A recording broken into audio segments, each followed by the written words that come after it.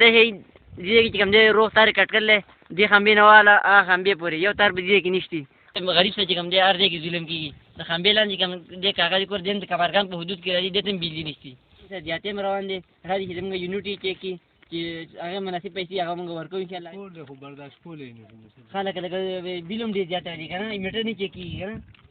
تاسو به ګوره دا ګوره کوم ملګرو اسماعیل صدیقي ما ملګرو داسې ځای کې ولاړې ما چې کوم دی کې زموږ نه بجلي کټ کړله او چې کوم دی یوې خمبې نه واله د بلې خمبې په روغ سارې کټ کړلی او موږ راغلو موږ اواز وکړو موږ چې دا یو شي ترخیص چې کوم دی دو خو موږ دومره په سوشل میډیا باندې غوبل روان دی خو په ویډیوګانو باندې کې راشي خپل حق تپوس وکړئ دې له راشي دې چې کوم دی ودرې کوي او ټول په جمع راشي ورته بجلي خونه وکړو تار هم ولګو او موږ سره چې کوم دی ته بره وړې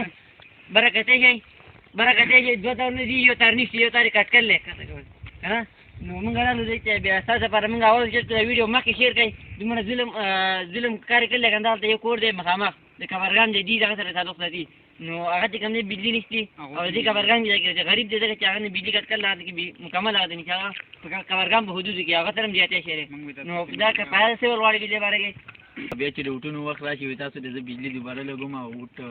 به ماله راکوئ په بجلي باندې موږ سره سیاست کېږي په روډ باندې موږ سره سیاست کېږي او دا 15 کاله وشو د ټولو نه اول زموږ ایم پی ای فضل الله ورپسې عبدالمنیم صاحب ورپسې فیصل زیب دی د مینې خو موږ ته پته ده چې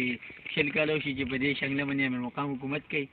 او خو په 15 کاله کې موږ له صرف 2 کارونه کړلې دا شرمنګي زموږ سره روانه ده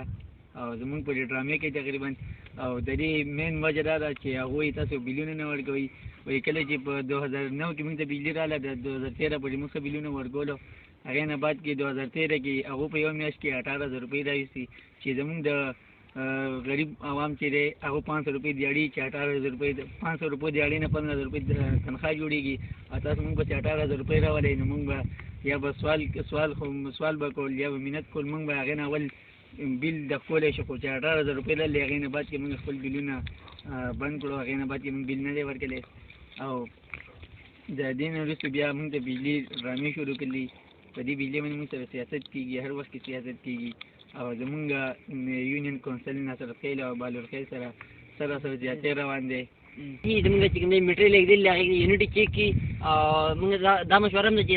بله مشرانو خبره کړې وه چې 1000 روپۍ کور به راځي چې 1000 روپۍ کور جمع کړي هغې تقریبا 10 لک روپۍ جوړېږي دا هم ډېر زیاتې دي او 500 روپۍ کور دی اخلي موږ ته بجلي ولګي او موږ سره د انصاف وشي او نور زموږ د خلکو ته درخواست دی چې ځان دې دور نه شرموي او څوک ته پیپسري وایي څوک یو څه بل څه وایي خلک پاکستان چې کوم دی هغه کوم طرف ته روان دی زموږ سینګاړی چې کوم دی هغه کوم طرف ته روان ده او کله وایي روډ نشته کله بجلي نشته په سوشل میډیا باندې دا خو بل مه جوړوئ روډ پیل ړنبی روډ پسې ووټ دې شي نور بس کې راشي خپل حق چې کوم دی تپوس وکړئ راشي دلته کې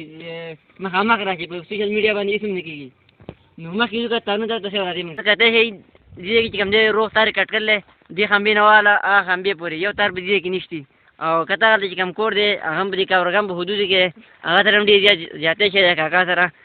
ډېر زیات ظلم سره شی دی نو زه هغه سره به هم خبرې اترې کوو نو ویډیو مخکې ضرور شیر کړئ ملګرو څنګه تاسو کتلی شئ دې د تار چې کټ کړلی دې معلومات تاسو سره درکوو د کاکا هم سره لاړلی دې ښار د خمبې د لاندې د کور دی او دلته هم بجلي نشته دې به هم خبرې وکړي کاکا دا څنګه حساب شو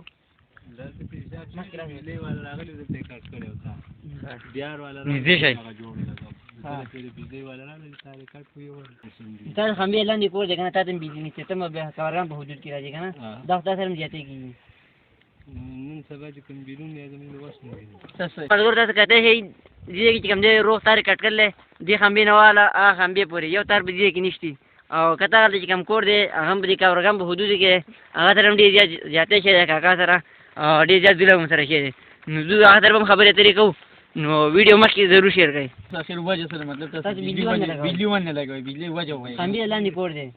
خمبې لاندې کور دی خو برداشت کولی نه خلک لکه بیل هم ډېر زیات راځي که نه میټر نه چیک کېږي که نه